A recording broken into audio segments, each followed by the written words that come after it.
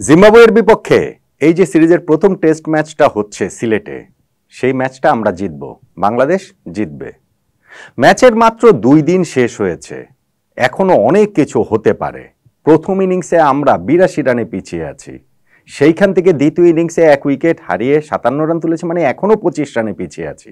তারপরেও আমি যে বলছি যে এই টেস্ট ম্যাচটা আমরা জিতব, কেন বলছি, কিভাবে বলছি, এই দ্বিতীয় দিনের যে মোমেন্ট অফ দ্য ডে, সেইটাই কি এর পেছনে বড় একটা কারণ? দেখুন, এই টেস্টে আমরা প্রথম ইনিংসটাতে 82 রানে পিছিয়েছিলাম। যখন একটা এরকম লো স্কোরিং ম্যাচ হবে, সেখানে 82 রানটা অনেক বড় রান, এবং এইটা আসলে ডিসাইসিভ ফ্যাক্টর হয়ে উঠতে পারে, অবশ্যই হয়ে উঠতে পারে, সেটা তো অস্বীকার করার উপায় নেই। সেকেন্ড ইনিংসে বাংলাদেশের ভালো ব্যাটিং করতে হবে, খুব ভালো ব্যাটিং করতে হবে। ওপেনারদের কাছ থেকে যেই দাবিটা ছিল, আছে, বরাবর থাকে, সেই দাবিটা তো একজন পূরণ করতে না পেরে প্যাভিলিয়নে ফেরতই চলে গিয়েছেন সাদমান। তিনি হচ্ছে গিয়ে আউট হয়ে গেছেন ওই ইনিংসের শুরুতেই। আর মাহমুদুল হাসান জয় ভাগ্যের উপরে ডিগে রয়েছেন, একেবারেই ভাগ্যের উপরে। কেননা 6 রানের সময় তিনি যেই ক্যাচ দিয়েছেন উইকেট কিপারকে, সেই ক্যাচ ফেলার কোনো কারণ নেই। মানে ওইরকম ক্যাচ 10টা যদি যায়, তার মধ্যে 9.5টাই আসলে ক্যাচ হবে, ওই যে অর্ধেকটা মিস হবে, সেইটা এখানে মিস হয়ে গেছে। জয় এখানে একটা মানে ভাগ্যের সহায়তা পেয়েছেন। আবার 18 রানের সময় একটা টাফ চান্স দিয়েছিলেন, ফোর্থ স্লিপে দাঁড়িয়ে, ওইখানে হচ্ছে গিয়ে ওই ক্যাচটাও ধরতে পারেননি জিম্বাবুয়ের ফিল্ডার। এইসব ক্যাচ অনেক সময় হাতে জমে যায়, ফলে এই লাকের উপরে ভর করে আমরা কিছুটা এগিয়েছি। জয় এগিয়েছে, বাংলাদেশ এগিয়েছে, মমিনুল হকও তিনি এখানে রয়েছেন। এখন সেকেন্ড ইনিংসে 1 উইকেটে আমরা 57 রান তুলেছি, এখনো 25 রানে পিছিয়ে আছি। সেকেন্ড ইনিংসের এই জায়গাটাতে ভালো ব্যাটিং তো করতেই হবে, আমাদের একটা হেলদি লিড নিতে হবে, এবং সেই কারণে আমার কাছে মনে হয় যে এই টেস্ট ম্যাচটা বাংলাদেশ এখন সুবিধাজনক অবস্থানে আছে, জয়ের মতো অবস্থানে আমরা আছি, খুব ভালো অবস্থানে আছে, এগুলো আমি বলবো না। কিন্তু ম্যাচের যে গতি প্রকৃতি, তাতে আমার কাছে মনে হয় যে এই টেস্ট ম্যাচটা বাংলাদেশ জিততে পারে, জিততেই পারে। এই ইনিংসটাতে আমাদের ব্যাটিংয়ের উপরে সবকিছু আসলে নির্ভর করছে। এখন মোমেন্ট অফ দ্য ডে এর আলোচনা আমি বলছিলাম যে সেইটা যে বলতে পারছি, তাতে ওই মোমেন্ট অফ দ্য ডে এর ওই ভূমিকাটা রয়েছে কিনা। দেখুন, আমরা জিম্বাবুয়ে কাছে হচ্ছে গিয়ে লিড কনসিড করেছে 82 রানে, তারা 273 করেছে, সেটা আরো অনেক কম রানে তাদেরকে অল আউট করে দেওয়া যেতে পারতো। 223 রানে তো তাদের 8 নম্বর উইকেট আমরা তুলে ফেলেছিলাম।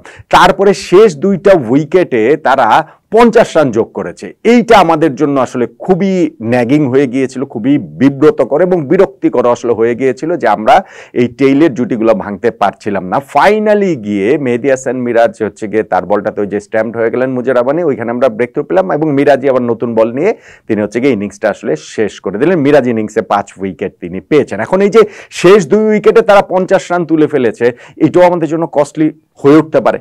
এর চেয়ে কম রানে তো তাদের আমরা অল আউট করে দিতে পারতামই। মেহেদী হাসান মিরাজ শেষ পর্যন্ত বাংলাদেশের সফলতম বোলার, তিনি 5টা উইকেট পেয়েছেন।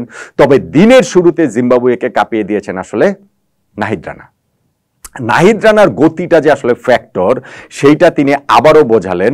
যতই জিম্বাবুয়ে ক্যাম্প থেকে এই টেস্ট ম্যাচ শুরু হওয়ার আগে নাহিদ রানার গতি নিয়ে তারা এই আন্ডারমাইন করার চেষ্টা করুন না কেন, কিন্তু এই দেখেন যে প্রথম দিন জিম্বাবুয়ে শেষ করেছিল বিনা উইকেটে 67 রান নিয়ে, এবং সেইখান থেকে দ্বিতীয় দিন আর্লি মর্নিংয়ে নাহিদ রানা হচ্ছে গিয়ে জিম্বাবুয়ের 2 ওপেনারকেই তিনি ফিরিয়ে দিয়েছেন, এবং ওইখানে হাসান মাহমুদ মাঝখানে একটা উইকেট পেলেন, আর লাঞ্চের ঠিক আগে আগে ক্রেগ আরভানের উইকেটটাও কিন্তু নাহিদ রানা তুলে নিয়েছেন। ফলে যারা বিনা উইকেটে 67 রান নিয়ে দিন শুরু করা জিম্বাবুয়ে, তারা 133 4 উইকেটে এরকম অবস্থাতে তারা লাঞ্চে গেল, এবং লাঞ্চের পরেও ওই যে পার্টনারশিপ মাধবের সঙ্গে শন উইলিয়ামসের পার্টনারশিপটা হয়ে উঠছিল, কত 48 রানের মতো মনে পার্টনারশিপটা হয়েছে, এবং সেই পার্টনারশিপটা ব্রেক করেছেন Syed Khaled Ahmed.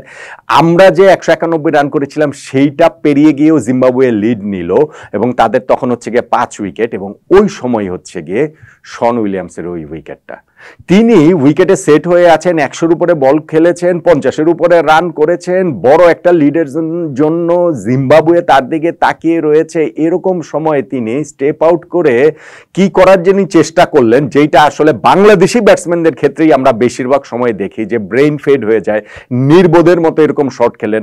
Match situation read করতে পারার যে অক্ষমতা, সেইটা এখানে শন উইলিয়ামসের ভেতরে দেখা গেল, যে তিনি ওইটা স্টেপ আউট করে মারতে গিয়ে ক্যাচ তুলে দিয়ে তিনি আউট হয়ে গেলেন।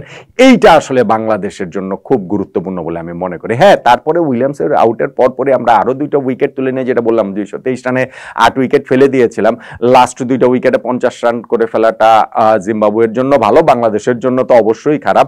কিন্তু শন উইলিয়ামসের ওই উইকেটটাই আমার কাছে মনে হয় যে আজকের সারা দিনে যদি আমি হিসাব করি, সেই জায়গাটাতে মোমেন্ট অফ দ্য ডে ওইটা যদি না হতো তাহলে বাংলাদেশের অবস্থা আরো খারাপ হতে পারতো। বাংলাদেশের অবস্থা এখন এই মুহূর্তে যে ভালো, খুব ডমিনেটিং একটা পজিশনে আমরা রয়েছে ব্যাপারটা তা নয়। তবে প্রথম দিন আমরা যেই জায়গাটাতে ছিলাম 191 রানে অল আউট হয়ে বিনা উইকেটে 67 রান প্রতিপক্ষ তুলে ফেলার কারণে আমরা যতটা কোণঠাসা ছিলাম, সেকেন্ড ডেতে কিন্তু আমাদের ওই জায়গাটা থেকে আমাদের কামব্যাকটা হয়েছে। সেকেন্ডের ফার্স্ট সেশনে সেই কামব্যাকটা আমাদেরকে করিয়েছেন নাহিদ রানা। তারপরে গিয়ে মেহেদী হাসান মিরাজের 5 উইকেটে আমরা ওইটা কি বলে জিম্বাবুয়ে লিডটা 100 করতে দেয়নি। আবার শেষ বিকেলে এসে একটা উইকেট হারালো, আরেকটা উইকেটে ভাগ্যের জোরে টিকে গিয়ে আমরা কিন্তু 57 রান তুলে ফেলেছি। ফলে আমরা এই যে সেকেন্ড ডেতে একটা কামব্যাক করলাম, আমার কাছে মনে হয় যে এই ধারাটা যদি আমরা ধরে রাখতে পারি তাহলে সিলেটের এই টেস্ট জিম্বাবুয়ের বিপক্ষে বাংলাদেশের জেতা সম্ভব, খুবই সম্ভব। অনেকেই আপনারা আমার সঙ্গে একমত হবেন না, তারপরেও আমি বলবো যে এই টেস্ট জয়ের জন্য আমি এই মুহূর্তে বাংলাদেশকে এগিয়ে রাখছি। একমত কি হবেন আপনি?